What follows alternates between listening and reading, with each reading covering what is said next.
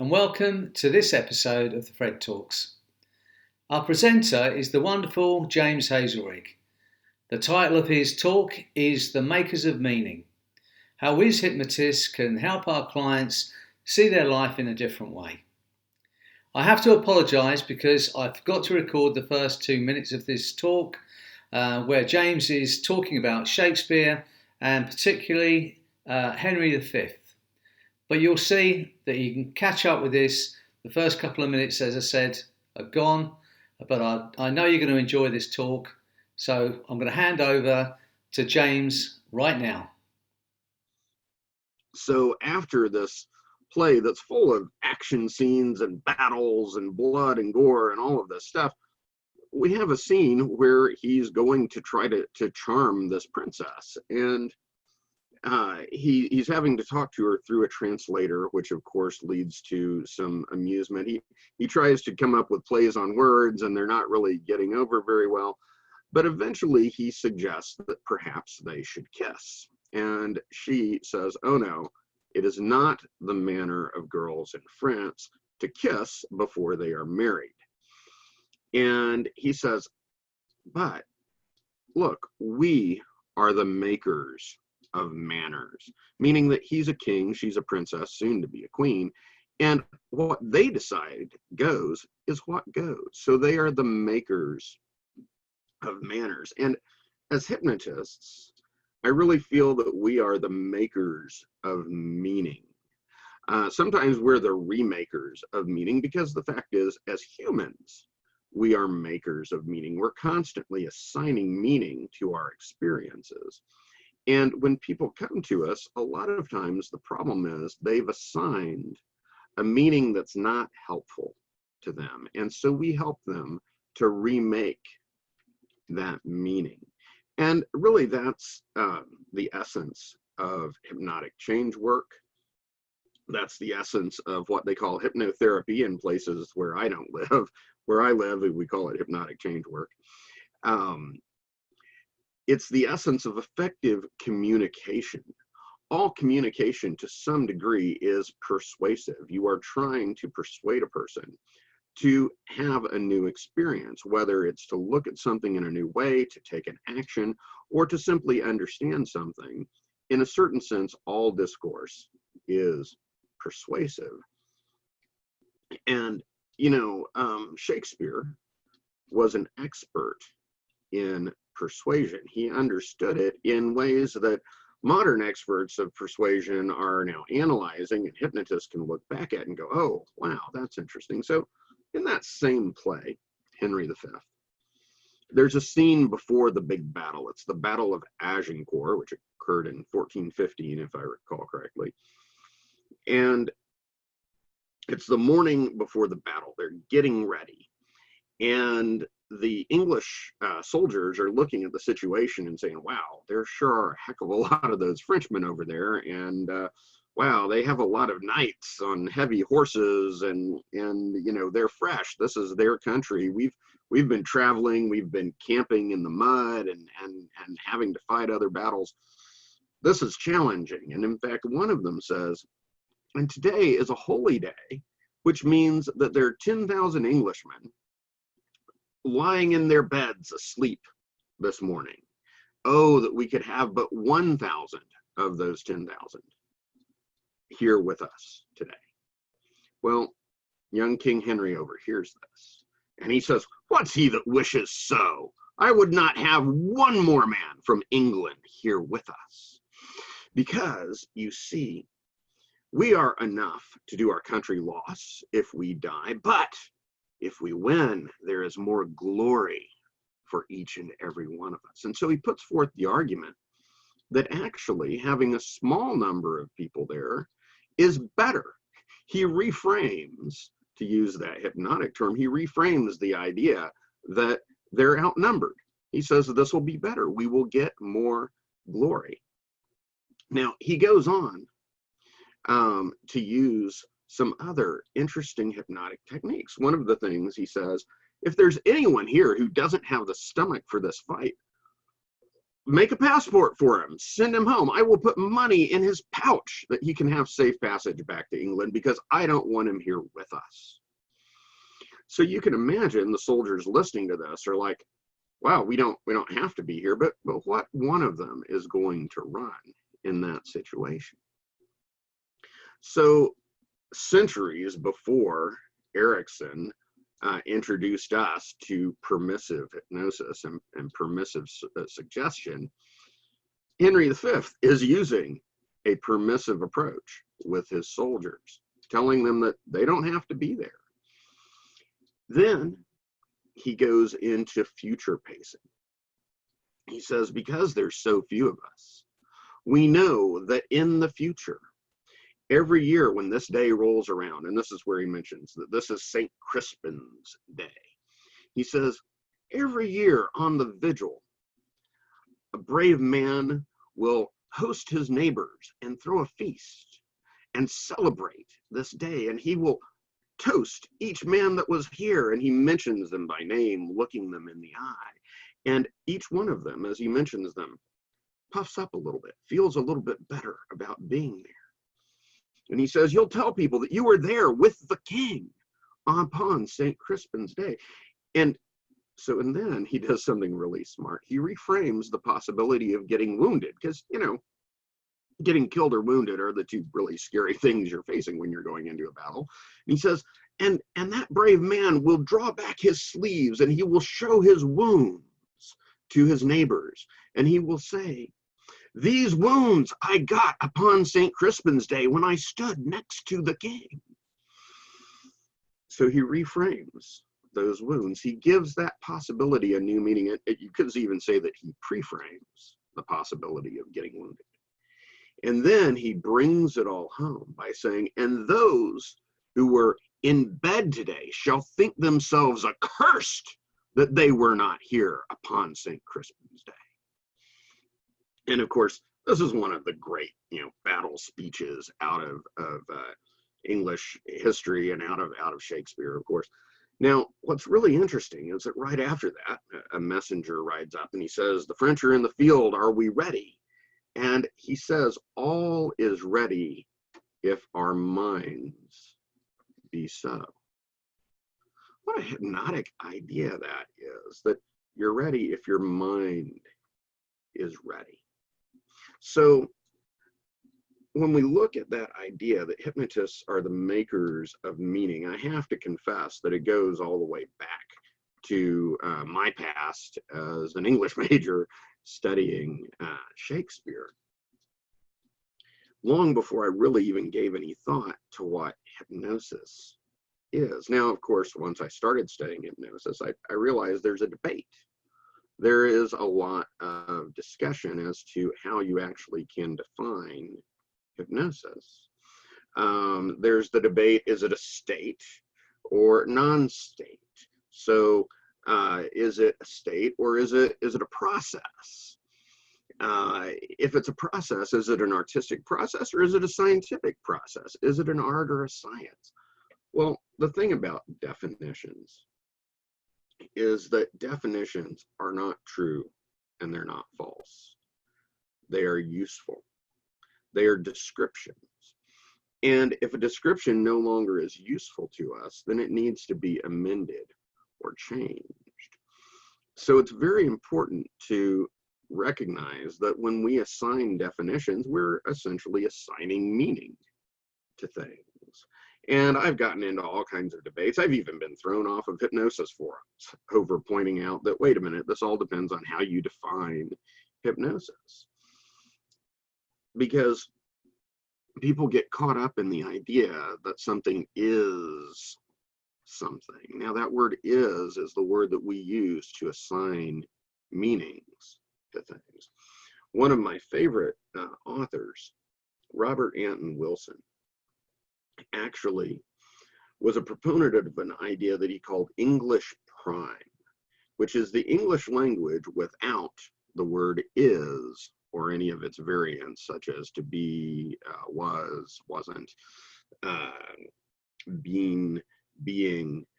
And of course, ultimately, what ends up happening is that a lot of times, instead of saying, well, this is that, you end up saying this seems that. But there's some value there because you're recognizing that your perception of this thing is that it seems this way, rather than saying that you know definitely that it is a particular way. In other words, English prime is a tool for recognizing that we assign meanings to different things. So I hope I didn't lose anybody on that idea, but definitions are things that we arrive at. So I want to propose, just for the next 45 minutes or so, that we forget about debating whether hypnosis seems to us to be a state or a process or an art or a science, and imagine for a moment that we define hypnosis as a philosophy.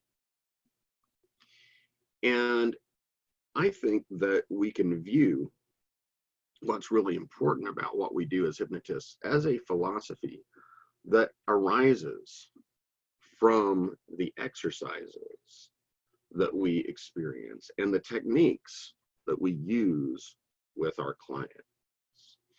And I think really integral to this philosophy is that idea that we are the makers of meaning. In other words, that we live in a hologram created by our senses, and that we experience life only as it is filtered through our senses, and that our actions are a response to those perceptions and to the meanings that we've assigned to those perceptions, not to reality itself. Now, this idea can very easily be summed up in an idea that got incorporated into NLP. And by the way, when I say hypnosis, I'm including the whole NLP tradition as part of it. The idea that the map is not the territory, or as I like to say to people, don't try to eat the menu. Now, the thing is, we react to the meanings that we assign to our experience. And I think, and I'd like to just explore this idea, I propose that part of what we help people with is adopting this philosophy, recognizing this worldview, as much as it is the techniques or the exercises that we use to help our clients. Now, to what degree that should be true, that's something that I'm going to discuss a little bit later. If you notice me looking off to the side, that's because where I have my notes on another screen. I've never really given this talk before, and so I took copious notes to point out what I want to say. So, speaking of definitions, I want to get into a definition of a term that some of you may have heard. It was introduced into the English language back in the 1960s, and the word is grok, and it's kind of a silly word. It's a hippie word, G-R-O-K. And it was introduced by the science fiction author Robert Heinlein, and supposedly it came from a Martian word meaning to drink. But grok means to understand something, but not just to understand it with your head, but rather to have an embodied understanding of it. And I really believe that the reason so many hypnotists arrive at a similar kind of philosophy, a similar worldview, is that we undergo these hypnotic experiences that allow us to grok the truth that we are living in this holographic universe. It allows us to have an embodied experience of these things. So another way of understanding the idea of grokking is you could read all the books you want to about how to ride a bike. You could watch YouTube videos about how to ride a bike. But until you actually get on a bicycle and ride it and fall over a couple of times and eventually develop that sense of balance and learn to ride a bike, you'll never really grok what it is to be riding a bicycle. So I think that the best way that we teach our philosophy to our clients, the best way that we help them recognize that it's not the problem that's the problem, it's how they're thinking about the problem, to paraphrase Captain Jack Sparrow in one of those movies. So we have to help people to experience this truth. And the best way is through these hypnotic exercises. To quote from another movie, I love movies, by the way. To quote Neo, no one can be told what the Matrix is. You have to experience it for yourself. So now this idea that we respond to the meanings that we assign to things rather than to the events themselves might be very familiar to you. It's the basic premise of cognitive behavioral therapy, or CBT. And I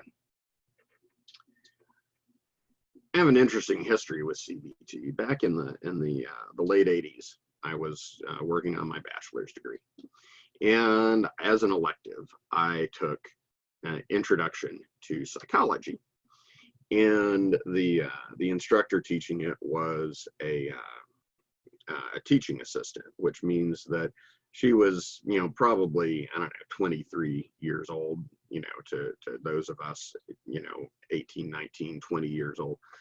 And somebody at one point in class said, there's a lot of different stuff in psychology. What's your personal favorite idea? And she got really fired up. And she said, okay, so there's this new way of thinking that isn't even really in your Psychology 101 textbook. And it's called cognitive behavioral therapy. And the basic premise of it is that you're not responding to what really happens in the world. You're responding to your thoughts about it. And she drew this chart with A for an action, B for belief, and C for consequence, and then pointed out that really you don't go from an event to a consequence. You go from an event to a belief to a consequence. So, for example, this was the example she used. If you lose your job, you probably feel terrible about it. You start thinking, oh my gosh, this means that I'm terrible, I'm unemployable, I'm going to end up starving to death in the streets. This is really awful. How am I going to pay my bills? This says so much about me. All of these beliefs you add onto it lead to the consequence of you feeling really terrible about it. And she pointed out that if you had different beliefs about what it said, that you would have a different consequence. And so I raised my hand and I said, so basically what you're saying is that nothing's good or bad, but thinking makes it so. And she said, yeah, that's a really good way of putting it. And she said, say that again. And I said, nothing's good or bad, but thinking makes it. And she wrote it down. She said, can I quote you on that? And of course, snotty little English major that I was, I said, no, you can quote William Shakespeare. So the thing is, though, we've all dealt with people who've been to session after session of cognitive behavioral therapy, and they've recognized all of these false underlying thoughts, and they still haven't made any real changes in their life because they don't fully understand how to change those thoughts. And a lot of them are still somewhat dubious to even the idea that their thoughts are shaping their experience. But as hypnotists, we have the exercises, we have the experiences that allow people to fully grok that understanding that the problem is not the problem, but how they're thinking about the problem. And we have the tools and the techniques to help them change in an embodied way how they're thinking about or experiencing those problems. So we've all done a lot of the basic hypnotic phenomena, a lot of the things that we sometimes call convincers. And, you know, for a while I thought, why do I need to convince my client that hypnosis works? They already know hypnosis works. That's why they booked a session with me, right? And some people say, well, you need a convincer to convince them that they've really been hypnotized. And again, you know, some people need that, some people don't. But I've begun to really view them as things that give you an embodied experience of just how powerful your thoughts are and just how much your thoughts shape your perceptions, which then shape your reaction. So we've all done magnetic fingers, right? Where we guide people through getting their fingers stuck together. Now, most of us know, by the way, that there's a physiological trick that we're playing on people. And most hypnotists do not reveal that trick. And I've gone back and forth as to whether or not it's ethical, really, to do that trick without telling people. And usually I don't, but it's a case-by-case basis. But what's so interesting is that in that, people are gripping and they're separating the fingers and they're feeling something there. They're feeling something that feels kind of like magnets, at least if we tell them that it's a magnet. It'll feel like a magnet, even though with their conscious mind, they know that's not a magnet. They know that that's totally impossible, but we ask them to believe in something imagined, and their body carries it out. Their body makes it real. And so they get an embodied experience of the fact that when you shape your perceptions, you shape your reality. And when you shape your perceptions, you shape your reactions to that perceived reality. Similarly, eye catalepsy. Now, since we are the makers of meaning, sometimes we have a choice about what sort of meaning we want to assign to that experience they've just had.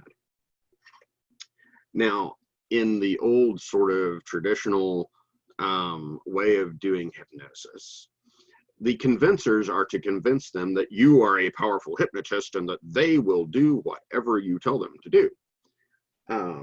And the thing is that a lot of people push back against that. And that's why people would say, oh, well, they're resistant to it. I find that if I approach hypnosis more as I'm teaching you about how powerful your mind is, I'm teaching you that you are the maker of meaning, people don't tend to resist that idea, because rather than disempowering them, I am empowering them. So I almost always use eye catalepsy with my clients at some point. And I almost always use the metaphor that they're locking their eyelids shut. Not that I'm locking their eyelids shut, not that their eyelids are being super glued shut, or that I'm exerting any kind of influence, but rather that they are locking their eyelids the way that they would lock a door, right? Because we've all locked doors. And the interesting thing about locking a door is that after you've locked that door, even though you're the one who locked it, you still can't open it. You still, unless you take out the key and unlock it. So I use that metaphor with my clients. And they realize that they have the power to do these things. They have the power to assign meanings. And so then I go on and I add in, well, usually at some point I have them unlock and open their eyes. In fact, I guide them into, open eyes, close eyes, fractionation. We're all familiar with that. And then I say, now, a moment ago, you locked your eyelids shut and proved that you're in hypnosis. I don't typically say that you're hypnotized, because I don't think of it as a thing that I do to them, but rather an experience I guide them through. And that's, let's face it, that's the meaning I've chosen to assign to the experience, usually. And I will typically then say, and so when you locked your eyelids, you proved that your mind is powerful enough that you can hypnotize yourself, that you can guide yourself into a hypnotic state through following my suggestions and directions. And you gave your body a suggestion and your body carried it out. And because of that, you know that all of these suggestions are going to be very powerful. They're going to grow stronger with every breath you take. Now, look, none of that makes any logical sense, but we accept it. We go, oh, okay, well, because that. As a hypnotist, I'm carefully assigning those meanings for my client. Then I say, now, after that, you unlocked and opened your eyes. And what's really interesting there is that you've proven that you're powerful enough that you can put limitations on yourself. And you're powerful enough to remove any and all limitations that you've placed on yourself. Now, look, as a hypnotist, there's all kinds of meanings that I could assign to that one. That's the one I like. That's the one I choose. Does that mean that that's what it is? It's what it seems like to me. Now, I was actually doing a demonstration. I was invited to do like about 15 minutes of hypnotic entertainment as an intermission at a burlesque show. Somebody has to do it. Now, that's not enough time to call up volunteers, do the whole, thing. But I did some group things. And so one of the things I did was have them lock their eyelids. And I likewise, had them lock their fingertips. And I put that meaning on it, that they were able to remove obstacles that they themselves had placed in their lives. And afterwards, this guy came up to me. He's like, man, I thought we were just doing silly stuff. And then you come in and you like profoundly changed my life. I'm like, yeah, that's what we do. So we're makers of meaning through these exercises. The drunk skit is another great example of this, where people realize that they got drunk, even though they knew that you weren't really slipping them any kind of drink, even though they knew that they were pretending. Now, the thing is that a lot of people, when you talk to them about this idea, they kind of nod and go, oh, yeah, the power of belief. And they file it away under this little envelope there that says, oh, the power of belief. Yeah, okay, when you believe something, it helps. But when you experience it, and when you guide people through that experience again and again, you get that embodied understanding of it. You get to grok what it is. And to pull out one more example from a movie, of course, The Karate Kid, not the more recent ones, the original one with Ralph Macchio. We all remember this scene, and even if you haven't seen the movie, you're probably familiar with the idea. When the kid asks Mr. Miyagi to teach him karate, Mr. Miyagi says, well, first, you're going to have to wax my car. Or no, he has to sand something and then he has to wax it. Anyway, so he has to apply some wax. And he says, you have to wax on this way, and then you have to take the cloth and wax off in a different way. So he sets him to this task, and it's very repetitive. And he says, wax on, all right? And trains him, and the kid doesn't think he's learning anything about martial arts at all, but what he's doing is he's getting an embodied understanding of a particular motion he's going to have to take. He's developing, in a sense, muscle memory. Now, there are all sorts of people who talk about the philosophy of martial arts and the principles behind what you're doing. He doesn't teach him any principles behind it. He gives him an exercise to experience it. And so when the time comes, the kid is ready. He's essentially been in a trance repeating the motion again and again because it's mind-numbing, it's boring. So I believe that these principles that guide us as hypnotists, these principles of this sort of philosophy, this worldview that I think is really important to hypnosis, arise from the exercises that we do. They arise from the techniques that we use. And, you know, one thing that has prompted me to think about this, and I hope sweating here because I might be about to piss some people off. I don't know. I've noticed, listening to a lot of different teachers in our realm, that a number of them, when you say, so are you a hypnotist? Are you an NLP? Or they say, you know, I feel like I've really kind of moved beyond hypnosis. Or, oh, I feel like I've moved beyond NLP. And I would really be puzzled because they'd talk about, oh yeah, well, I spent years and years studying hypnosis. I spent years and years practicing NLP and did all these things. And then they want to reject that label.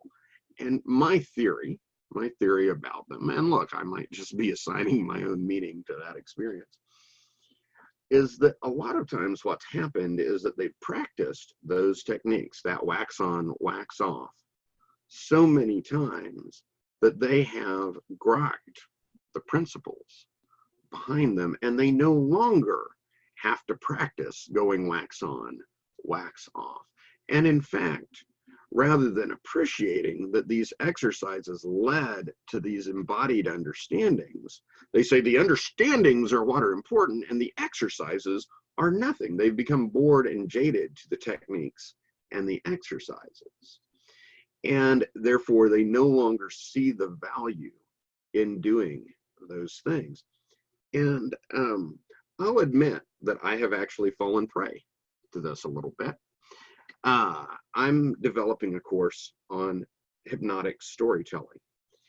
And I've done a lot of thinking about hypnotic storytelling. I use a lot of principles behind it. And people have said, well, you need to write a book about hypnotic storytelling. And so I'm you know, compiling these ideas and trying to think about principles and what makes a story work and what makes a story not work and all sorts of things. And I have a Facebook group where it's called the Order of Spellbinding Storytellers. And please join me there if you haven't. And so I asked, what do you want to know about storytelling? What are the things that you would want to encounter in a book about storytelling? And what I found was that there were one or two people who talked about principles and dozens of people who said, I want a story that does this. I want a story that does this other thing. I want a story that addresses this issue. I want a story that helps people to feel that they can set boundaries better. And I thought, wait a minute, no, that's just a collection of stories. That's a spell book. That's a book of scripts. That's not what I want to write. I want to write about the principles. And then I realized through telling those stories, people, even if they read them and read them enough times to where they memorize them and internalize them and tell them again, people are going to grok those principles through going through those those nitty-gritty exercises of doing it again and again, just the way that there are a lot of principles related to riding a bicycle, but until you put your feet on the pedals, you don't really grok it. So apologies to the many brilliant teachers and thinkers who feel that they've moved beyond hypnosis and NLP. I don't feel that I will ever move beyond them. I'll eventually arrive at certain principles. I'll become much more fluid in how I do things. I will endeavor to be hypnotic rather than simply do hypnosis. But the flat out simple truth is that I'm going to have to use techniques, and I'm going to value and honor those techniques. So, as we go into thinking about how this applies to change work, I'd say that we go into our sessions having reached this particular worldview. Now, some of us haven't really articulated it. Like I said, I've been struggling to articulate this worldview, and to recognize that we are the makers of meaning, and the meaning that we assign to things is going to be very important for ourselves and for our clients. So we go into it with a special philosophy or a worldview, an attitude, because it forms and shapes our attitudes. Indeed, what, again, one of my favorite writers, Robert Anton Wilson, called a reality tunnel. Now, reality tunnel is one of those terms that sounds fairly derogatory. And it's important to realize that we can easily recognize someone else's reality tunnel and the effects that it has. Another way of putting this is that we are always in a kind of trance, and that we can always easily recognize other people's mistaken trances. And it's a lot harder to stay humble and recognize our own. So at all times, we have to be willing to step back and say, hey, wait a minute, maybe I've assigned the wrong meaning to a situation. So I think that this philosophy, this worldview, this reality tunnel has some important ideas in it. One of them is really that we are the makers of meaning, that the map is not the territory. And that if we believe something strongly enough, we've recognized that that belief becomes contagious. Other people, including our clients, will start to believe it as well, and will start to buy in to it. So one of the things we're good at is deciding to believe something and believing it wholeheartedly. My very first teacher, I remember, I was talking to her about smoking cessation. Now, I had a lot of trouble with my first smoking cessation clients, which is funny because I've become a smoking cessation specialist. My business is known as Austin's Quit Smoking Headquarters. But the first ones were quite a struggle. And one of the interesting things that my initial teacher said to me is, you have to believe that they're going to stop. I'm like, well, I don't know whether or not they're going to stop. How do I know? And she says, you have to believe that. You have to believe that more than they believe it. You have to believe it completely. And I eventually realized that she's right. And you have to embody that belief. You have to project that belief. And there are a number of beliefs that I believe are important to project to our clients. One very important one that I think many of us do, though again, oftentimes we haven't articulated it, is unconditional positive regard. Now, we've all adopted a worldview in which we accept ideas like our clients have all the resources they need. We have inherited, in a sense, a view of the unconscious as a place of resources and power rather than this scary basement full of neuroses and problems like the Freudians view it as. But if we can approach our clients with unconditional positive regard, I believe that they will begin to see themselves in a different way. And that's one of the most powerful things that we can do for them. And, that's really one of the things that struck me when I got to study with Freddie Jacquin, was that he seemed to radiate that unconditional positive regard. Now, does he genuinely feel it? I have no way of knowing. He might be the best bullshit artist on the planet and just be able to convince the rest of us that that's how he feels. I don't know. But does it really matter? Another excellent example of unconditional positive regard is, of course, Mr. Fred Rogers. And so on, I think it's Amazon, maybe it's on Netflix. No, I think it's on Amazon. There's actually a documentary about him. There's a biopic starring Tom Hanks. And I think that a lot of people have a question is he genuine? Does he really believe this about people? And what they can tell from interacting with him is that, yes, he radiated unconditional positive regard for people, especially for children.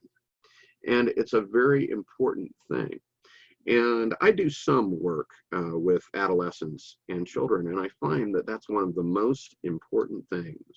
Generally, they're being dragged in by a parent who is disapproving of their behavior, and simply approaching them with unconditional positive regard instantly breaks down those barriers. So if you believe something strongly enough, oftentimes people will begin believing it. Now, there are other things that we have to do, though, to help them believe these things that are going to be helpful to them. There's a little sign in my office, and it has a quote from the poet Rumi. It says, "Stop acting so small. You are the universe in ecstatic motion." Now, I can say that to a person. I can show them the quote. But it's much more effective if I've guided them into a hypnotic experience, invited them to let their mind leave their body behind, to float beyond the trees, beyond the clouds, beyond the moon, beyond the planets, into a sea of stars, where the stars are all around you and the stars are within you. And you know that every atom and every molecule and every cell of your body was forged in a distant star, because you are the universe in ecstatic motion. So it is time to stop acting small. So we give a person a trance experience of this idea that's going to be valuable to them. Now, we also have the tool of prestige suggestions. A suggestion that comes from an authority figure has more weight. So for instance, back after I finished my master's in English, I was teaching freshman English at a local community college. And there was a guy there. He was a student athlete on an athletic scholarship. And as we're working together, he says, "Well, I've never been very good at English class." And I said, "Yeah, but now you are." And I swear I snapped my fingers at him. By the way, I hadn't studied hypnosis officially at that point. And he got a stunned look on his face, like, oh, okay, from now on I am. He just believed it right there, because I managed to convey it with enough authority. Winston Churchill used a similar technique. If he needed someone to have a certain quality to carry out an important task, he would impute it to them. He would just believe completely that they had it and convey that belief to them.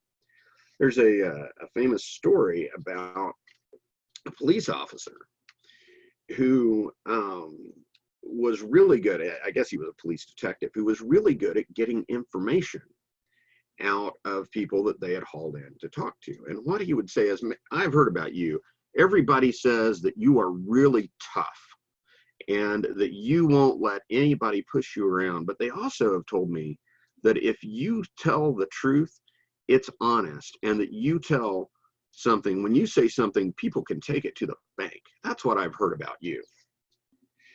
And time again, he would get people to give him information they needed, simply because he told them that they had a reputation for being honest.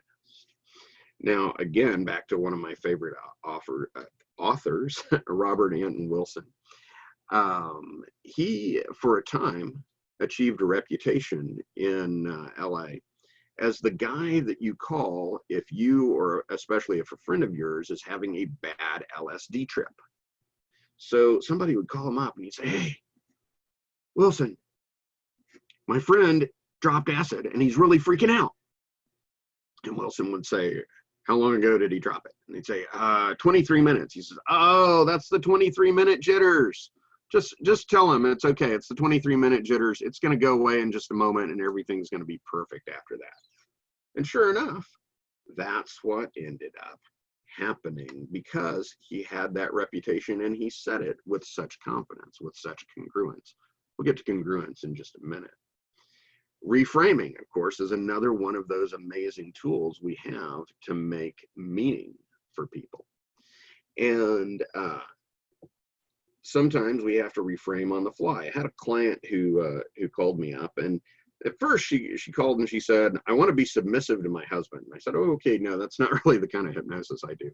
But I was curious, and I kind of listened to my intuition. And so I said, what do you mean by that? And what it turned out was that she just didn't have a word to say that when they got married, she agreed to take care of the home while he went out and worked. And now she was getting resentful of that arrangement.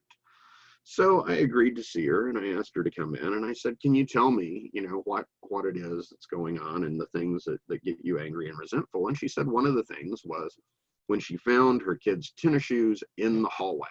That really made her angry and resentful. And well, pounding the desk to make a point there, I kind of shifted the camera. All right, there we go. And I said, wow, well, you know who never has to stumble over their kids' shoes in the hallway? And she said, no, but I sure wish I was one of those people. And I said, people who don't have kids, they never have to do that. And she stopped and she thought about the fact that she loved having kids. She loved being in a family. She loved her situation. She was just a little angry about that one thing. So from then on, the kids' shoes were a reminder that, yeah, her life is messy, but it's the life that she chose and the life that she loves. Now, I did surreptitiously give her a few suggestions about boundaries and things like that. But reframing an idea is one of those ways that we become the makers of meaning. So there's two very important reframes that I use all the time. The first has to do with smoking. I get a lot of people who come in and they say, I'm addicted to cigarettes. And I have a couple of ways of making a point that being addicted to cigarettes is not like being addicted to heroin or crack. And that we want to weaken that word. We want to change that impression. And in fact, I eventually worked them around to the idea that smoking is not an addiction. Smoking is an abusive relationship. And that tobacco is an abuser, someone who is taking advantage of them. And so by assigning that new meaning to tobacco, it becomes much easier to change their reaction to it. If it's an addiction, they're powerless. But if it's an abuser, they've been giving away their power, and it's time to reclaim it. One of my other favorite reframes that I use frequently has to do with anxiety. Because people who are experiencing anxiety get real physical reactions to things that aren't happening, to imaginary events. Now, back to definitions, one of my favorite definitions of hypnosis is that it's the art of getting real reactions from imaginary events. So I explain to people, you're already using hypnosis. It's a superpower that you have. But like most superheroes, you're misusing your superpowers. And you need to come to an old man with a gray beard to be trained in how to use your superpower appropriately. From there, I can begin to teach them hypnotic techniques to change their experience. And though I'm not talking about storytelling today, which was kind of a big thing because storytelling is generally what I'm known for, I want to briefly mention stories assign meaning. That's what makes them stories. Now, in this idea, in this proposal, that conveying this philosophy is important, and that this philosophy is one that we've come to understand, I want to provide a few caveats. First of all, I'm proposing this idea, but like any other idea, if this idea is oversimplified, if it is misapplied, if it is applied without any sort of nuance, then it can easily be reduced to an absurdity and therefore easily rejected. So I want to caution you not to do that. It's a danger that we have actually in our field of taking an idea and saying, oh, this one idea is what it is. It's the most important thing in the world. And then somebody else, it's very easy to come along and say, well, no, it's not the most important thing in the world. Therefore, we're going to throw it away completely. This is an idea for us to think about. This is a definition, not to be the definition, but to be something that we play with, a set of glasses, if you will, to put on to see what perceptions get yielded. So my first main caveat, this philosophy is not the same as we create our universe, which I again believe is an oversimplification of the idea that we are co-creators of our universe, that we are experiencing things that are shaped by our perceptions, and that when we realize this, we can shape our perceptions and therefore influence our experience of reality. A lot of people are really into the law of attraction, but the law of attraction carried to its logical conclusion becomes terribly cruel, because it basically says that the child who is born paraplegic created his own reality and he needs to just effing get over it. That's not really what the message is, and not what it should be. So I like to think of reality as like a river. And I like to go inner tubing sometimes at a river in Central Texas. And, I get into that river, and at first I have really very little control over where I'm going, because there's currents, and each of those currents is created by something else involved. Part of it's the rainfall that occurred months ago. Part of it's the shape of the river and the rocks and the obstacles and the dams. And part of it is the other people on the river who are inner tubing. Part of it's the fish. All of these things are influencing where I'm going right then. But I also recognize, hey, I can paddle. I can influence where I go. So it's a balance. We are co-creators of our reality because we are able to assign meanings to the things that we're handed. The second caveat is, when we're applying this idea, we have to meet people where they are. We have to be willing to pace before we lead. Positive affirmations, something we all love. They were invented actually by a hypnotist named Emile Coué. The thing is that positive affirmations have been found in clinical trials to backfire when used by severely depressed people, because severely depressed people start saying out loud all of these things that are so diametrically opposed to their embodied belief that life sucks and they're terrible, that all it does is reinforce those ideas. It causes pushback. So that doesn't mean that positive affirmations aren't useful. It means that we have to think about how to gently move somebody from one idea to another. So as hypnotists, we are often a little bit guilty of too hastily trying to impose our view of reality to the point that we can't communicate anymore with people who don't share it. For example, my mother, before I was born, in fact, 9 years before I was born, when she was pregnant with my oldest brother, went to a hypnotist and did natural childbirth with hypnosis. And I love telling this story, and a lot of people say, how did you get into hypnosis? I'll tell it. And of course, being a hypnotist, I don't say pain. You never say pain, right? So I wouldn't say she used hypnosis to overcome the pain of childbirth. I would say she used hypnosis to overcome the discomfort of childbirth. Well, women who had given birth laughed at me when I did that. Discomfort, it's pain.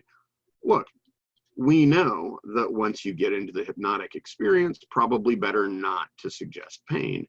But when you first communicate with somebody, you have to step into their reality so that you can pace before you begin remaking the meanings. I had a friend in college. We all called him Uncle Bob. He was probably only in his 30s, but he seemed ancient to all of us and 18 to 20-year-olds.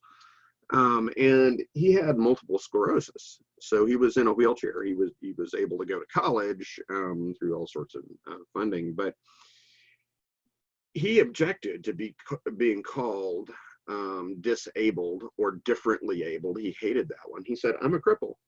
I used to be able to walk, now I can't. I'm a cripple. I have been disabled by this experience. He says, that didn't mean I'm giving up on life, but that's the word that I like. So if you wanted to communicate with him, you needed to meet him where he was. This is why it's important to go ahead and use the words quit smoking when you're looking for clients and when you're talking to them on the phone. Of course, we know that our goal is to get them to declare their freedom from that nasty tobacco, but nobody's Googling that. All right. So you need to use the communication that people understand rather than the reframe that you've already created. So you have to be judicious. The third caveat that I want to mention is congruence is necessary. So if you are simply renaming something, you have to rename it with complete congruence in order for you to be reframing it for your clients. If you don't have an actual shift in your attitude, your belief, your behavior, then what you're going to get when you rename something is going to be pushback, cynicism, and resentment.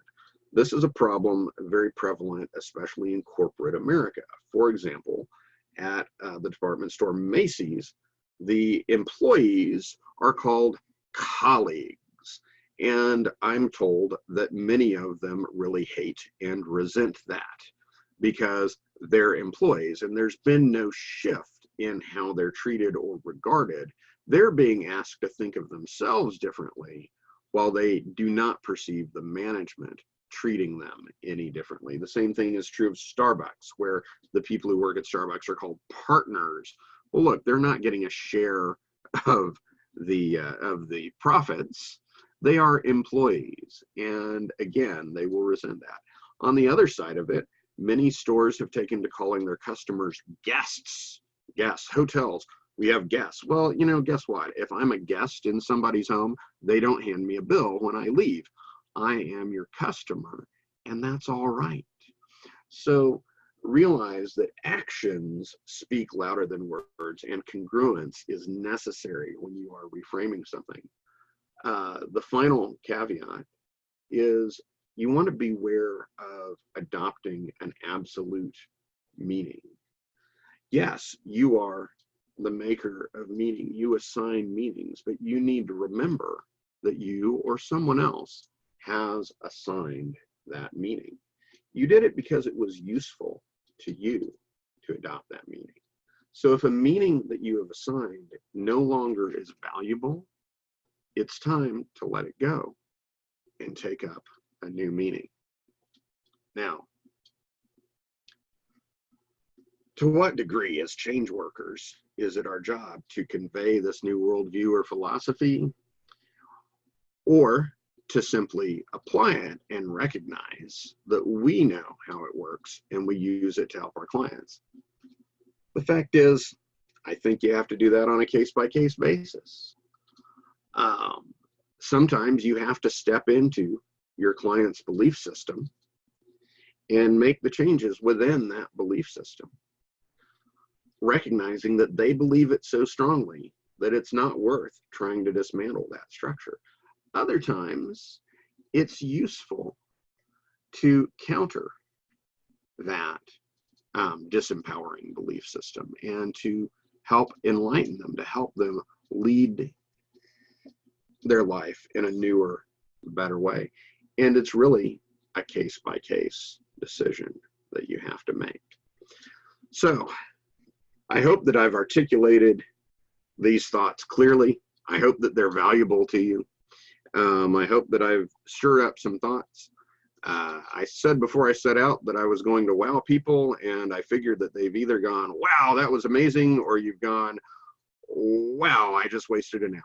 And either way, I want to thank you for trusting me. You definitely haven't wasted an hour, James. It was fantastic. You know, I know it's you have a way of speaking that keeps people in that trance. Because for me, trance is just communication at a different level. Hmm. And the hour's just gone. I don't know where it's gone, but it's gone, and it's been fantastic. And you know, I don't know whether this 100 monkey syndrome where once someone has an idea, it's out there in the ether. But so many things you speak about, resonate with me. And somehow, every now and again, I've only got a couple of Shakespeare quotes, and I don't even know where they come from. But sometimes when I'm thinking something, I've been saying for a while now that nothing exists outside of our skull except as perception. It's just chemicals, neurons firing off. And once we understand that, and once we understand that even our strongest beliefs are no more than those chemicals firing off, then for me now, it's quite simple. Does a belief empower me or disempower me? Because if it disempowers me, I can choose to believe something else. It's as simple as that. And it's the same with emotions. Is this emotion helping me or not? Then I can choose to feel something else. I know it's as easy as that. And when I was thinking this, and I've been saying to people for a while, nothing's real. And what I mean by that is when we think about our past, it's not exactly as it was because our memory's not 100%. And our future hasn't happened yet, so it can only be imagined. So that's not real either. And the only thing that's real is right in this moment. By the time I said it, it's already passed. So I was saying this about nothing existing outside of our skull except as perception. And then up pops this quote. I don't even know where I read it. Was it in a paper? Was it in a book? I don't know. A Shakespearean quote. And you'll probably know where this comes from because you've studied Shakespeare. But this quote is fantastic. He said, I could be bound in a nutshell and still consider myself king of infinite space were it not for bad dreams. Now, I've gone goosebumpy saying that because it's exactly what I've been saying. Nothing exists outside of our skull except as perception. I could be bound in a nutshell and still consider myself king of infinite space were it not for bad dreams. And I'm sure that's what he was thinking at the time, maybe 500 years ago, but thinking the same thing. And the other quote, which I quote a lot from Shakespeare, is this: when we have the anxieties that hold us back in achieving things. And this is a quote from Shakespeare. I love this quote. Our doubts are traitors, and they make us lose that which we oft should win by fearing to attempt. Our doubts are traitors. I love it. They are. Like you were saying about the cigarettes. People say to me, my cigarettes have been like a good friend. They've been there through all my hard times, bad times, good times. The one consistent thing's been my cigarette. And I say they're not your friend. They're your worst enemy masquerading as a friend, which touched on what you were saying about smoking earlier. And, and this idea of giving different meanings to things, believe it or not, and it's hard to imagine, but I used to sell for a living. And you still do. Yeah, I sell people on the idea that they can change their lives and do it quite easily because we know they can. But, I used to sell, and one of the things to say to my salespeople who would go out and they'd be scared to approach big companies, even though the product or the service could be sold to these companies, but they think, the company's too big. And the analogy I used to use was about David and Goliath. When I think it's the Philistines and whatever it was, because I'm not a religious person, they stepped out on the battlefield. And when Goliath stepped up, everyone backed off because they could see this massive giant of a man. But David, all he could see was a target he couldn't miss. And it's just applying different meanings to things. Everyone else, they saw this giant, it's the same, so this massive company, they've got no chance, they're too big. But, David, all he could see was a target he couldn't miss. And so once we apply different meanings to things, like you were saying, and I've loved this talk, I've loved it. And, everything about this. So it's been great. And I really appreciate you coming and doing this talk for us. I loved, working with you when I was in Las Vegas. And what you were saying about me earlier, I do believe it. When we spoke in my workshop and I said about the word namaste, I recognize the God within you. But change one letter and that becomes I recognize the good within you.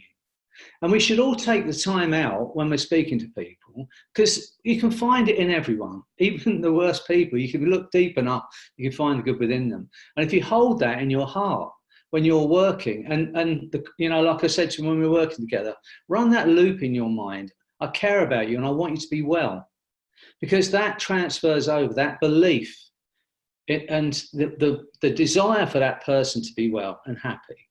It comes across in everything you do. And like you're saying, scripts are okay, and script books are okay if you don't think they're just a spell and you read them like they're a spell.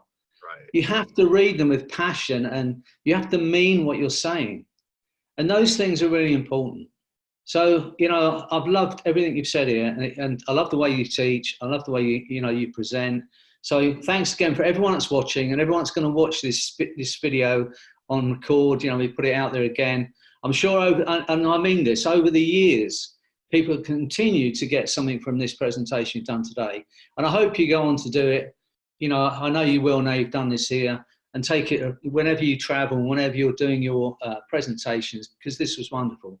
So thanks again, James. And I wish you all the best for Christmas. Have a happy Christmas. And I look forward to hopefully seeing you again in the new year. Okay, so thanks for everyone here. Thanks again. Thank you so much. Take care. Thanks again. Bye for now.